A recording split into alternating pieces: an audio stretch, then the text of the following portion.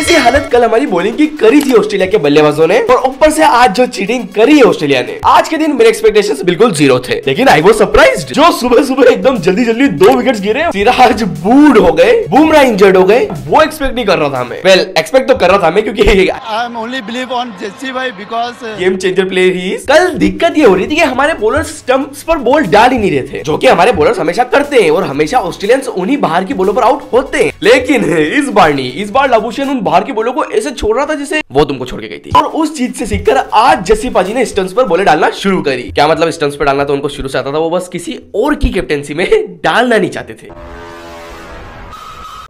कल भी डाल देते जस्सी भाई, कम से कम आज ऑस्ट्रेलिया लीड नहीं ले पाती। लेकिन देर आए दुरुस्त आए, उन्होंने आज भी स्टीव स्मिथ को पहले मैच जैसे 1-2 रन बनाकर आउट कर दिया है। लेकिन काश मैं इतनी तारीफ बाकी बॉलर्स की भी कर सकता, क्योंकि जब शुरू में विकेट्स गिरे थे तब मुझे लगा था कि वाह मजा आएगा, अब तो धड़ाधड़ विकेट्स गिर जाएंगे। लेकिन सब सपने थे। इतना हगा है ना बाकी बॉलर्स ने, कैपिटल लेटर्स में HU, हगा की स्पेलिंग नहीं आती, हाँ वही जो आप कमेंट्स में लिख रहे हो वही करा इन्होंने।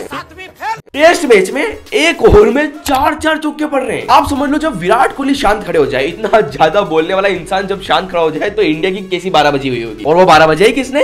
इस आदमी ने। भाई ये साला हर बार ट्रेविस हेड क्यों? साला ये हेड किसी दिन हम इंडियंस को माइग्रेन दे देगा हेड में। और फास्ट बॉलर्स तो ठीक था, ये केवल चौके मार रहा था, लेकिन अश्विन अन्ना स्पिनर्स को तो इसने लगातार छक्के मारना शुरू कर दिया। लेकिन थोड़ी देर मार खाने के बाद हमारे बॉलर्स में थोड़ी जान आई। उसके बाद लाबुशेन को, जो 60-70 रन के आसपास खेल रहा था, उसको आउट किया। उसके बाद एक और किसी को आउट किया, और जैसे ही फिर से विकेट्स गिरना शुरू हुए, ऑस्ट्रेलिया दबाव में आने लग गया। लेकिन वो वाला गाना याद है ना, same old Australia always cheating. हाँ, कर दी ऑस्ट्रेलिया ने चीटिंग शुरू। मिचेल मार्श LBW आउट हुए, और जब हमने रिव्यू लिया वो बिल्कुल वैसे ही 2 एज निकले जैसे KL राहुल के पहले मैच में निकले थे, याद है ना। अब क्या हुआ कि बिल्कुल वहां जैसे यहाँ पर भी क्लियर नहीं हो पा रहा था कि कितने एज निकले हैं और किसका पहले निकला है, बैट का के पेड का। हालांकि बाद में जब स्लोमो दिखाया गया तब क्लियर हो गया था कि पहले पेड लगा है, लेकिन लेट्स से उस टाइम पर उनको क्लियर समझ नहीं आया, तो उन्होंने मिचेल मार्श को नोट आउट दे दिया। अब सवाल ये आता है ना कि ऐसे तो KL राहुल का टाइम में भी क्लियर नहीं था, उसको आउट क्यों दिया फिर? आ गई ना गड़बड़ बाबू भैया। और अभी एक और सरप्राइज देता हूं मैं, रुको। थर्ड अंपायर कौन था पता है? रिचर्ड केटलबर्ग। क्या हुआ, नाम से कोई बत्ती नहीं जली? एडिटर फोटो लगाना साइड में यहाँ पर। हाँ अब जली बत्ती।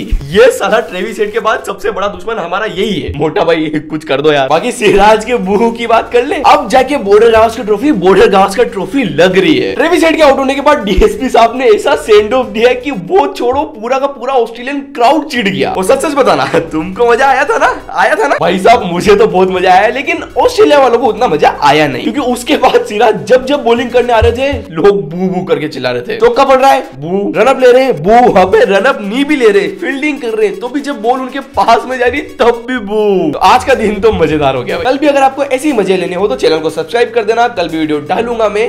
Tata bye bye.